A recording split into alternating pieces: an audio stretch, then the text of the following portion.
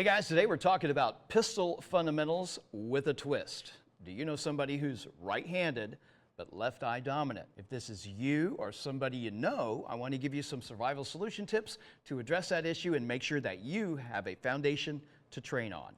First off, let's talk about pistol grip fundamentals. I've got one of my favorite carry guns here. This is a Glock 19, one of my favorites. By the way, I carry this for several reasons. First off, it's 9mm, the most readily available and prevalent centerfire pistol ammo in the world is 9mm.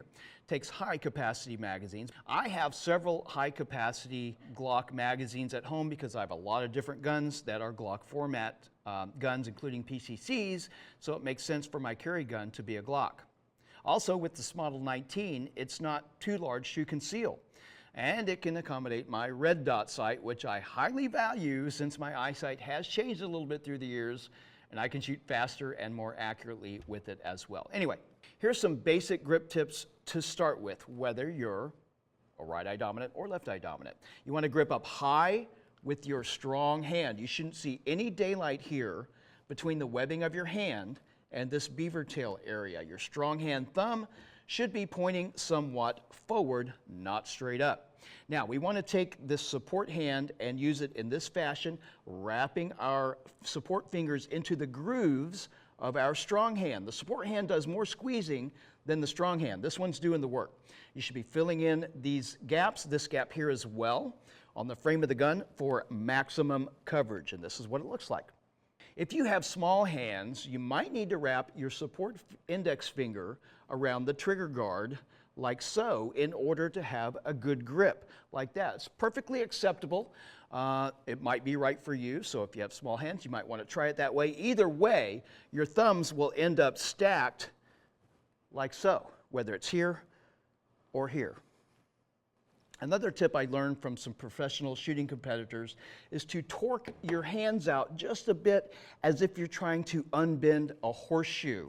This sometimes helps to make sure that our support elbow is not pointing down, and it establishes a really good overall grip. I'll show you what it looks like on this side as I torque out there. Feels really good. Now, we've got some grip fundamentals to start with. Let's talk about your dominant eye, whichever one that is. Here's a simple test to see which of your eyes is your dominant eye. Put your hands together like this, make a little hole in the middle, pick something on the wall or in the distance, maybe 10 yards away, doesn't have to be that far. Focus on it with your vision, and here's what you do. Once you're focused on that object, close your left eye. If you still see that object in the distance, you're right eye dominant. If that object disappears when you close your left eye, you are left eye dominant. That's as easy as it is to figure out which of your eyes is your dominant eye. By the way, about 35% of us right-handers are left eye dominant. I'm not. I guess maybe I'm one of the lucky ones. But anyway, if you are one of those people, you might find it difficult to pick up your sights with a standard grip, and you might need to modify it just a little bit. And I've got a couple of tips for you here. One of the easiest ways to fix this problem is to simply turn your head on its axis until your left eye comes in line with the sights. This way you're not compromising your grip whatsoever. So I'm looking at it with my right eye. Now I'm looking at it with my left eye. Pretty simple, right? So there's another way you can fix it. Not a big fan of this next method, but I'm going to show it to you anyway. You can simply cant your gun to the side until the sight comes in line with your left eye.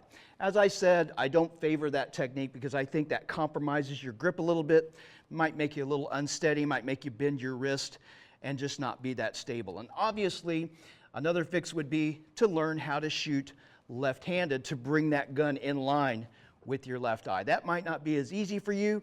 Maybe you're already right-handed and you're used to using that right hand and you need to stick with that. Use one of these other techniques. In any event, make sure that you've got good fundamentals to begin with, and let us know if you're one of those unusual cross-dominant shooters. Look forward to the comments.